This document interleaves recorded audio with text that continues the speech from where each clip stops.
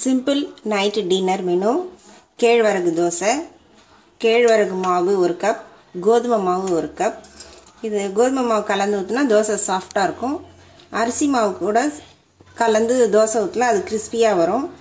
வயசானவங்களாம் சாப்பிட்றதுக்கு இந்த மாதிரி கோதுமை மாவு கலந்து, அரிசி வேண்டான்னு நினைக்கிறவங்க கோதுமை மாவு கலந்து தோசை ஊற்றினா நல்லாயிருக்கும். மிளகு ஜீரகம் 1-2 உடச்சி வச்சுருக்கேன்.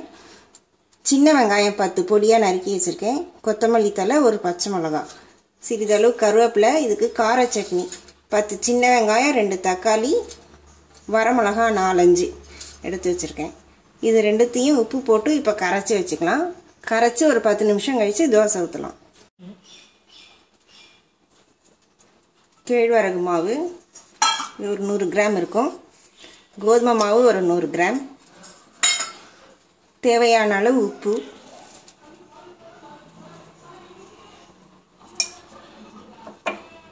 சின்ன வெங்காயம், பச்சை மிளகாய், கொத்தமல்லி தழை. கீரை, கேரட் இந்த மாதிரி விருப்பப்பட்டதை கூட கலந்துக்கலாம். மிளகு ஜீரகம் சிறிதளவு, இதுவும் விருப்பப்பட்டால் போட்டுக்கலாம். இப்போ தண்ணி விட்டு கரைச்சி வைக்கிறேன். நல்லா தோசை மாவு பதத்துக்கு கரைச்சி வைக்கணும். சட்னி அரைச்சிட்டு அதுக்கப்புறமேலு தோசை வாக்கலாம்.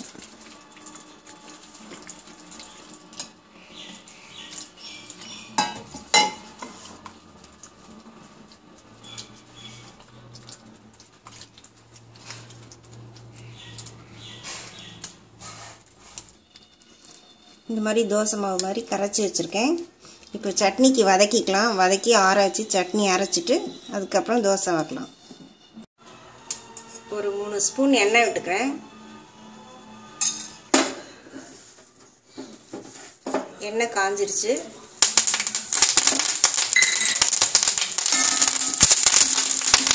வெங்காயம், தக்காளி, சிகப்பு மிளகாய் இது எல்லாத்தையும் நல்லா வதக்கி ஆற வச்சு அரைக்கணும். நல்லா வதக்கிக்கலாம்.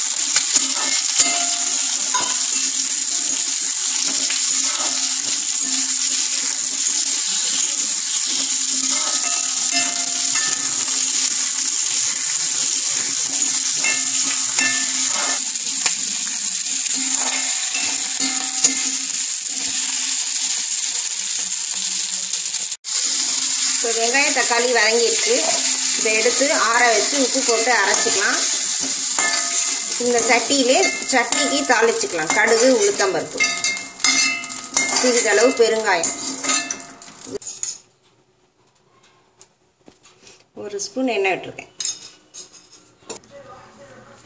1/2 ஸ்பூன் கடுகு, 1/2 ஸ்பூன் உளுத்தம்பருப்பு. இப்போ சட்னிக்கு தாளிச்சாச்சு. சட்னி அரைச்சிட்டு தோசை ஊற்றலாம். இப்போ கல் காஞ்சிடுச்சு, தோசை கல். இப்போ தோசை ஊற்றலாம். சட்னி அரைச்சிட்டேன்.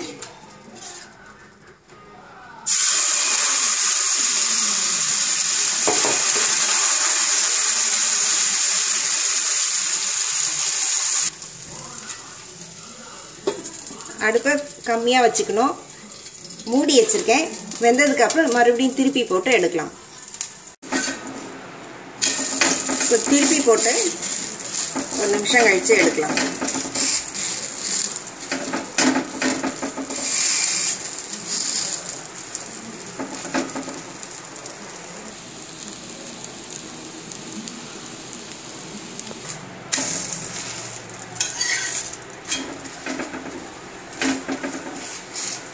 தோசை ரெடி ஆயிடுச்சு. இப்போ எடுக்கிறேன்.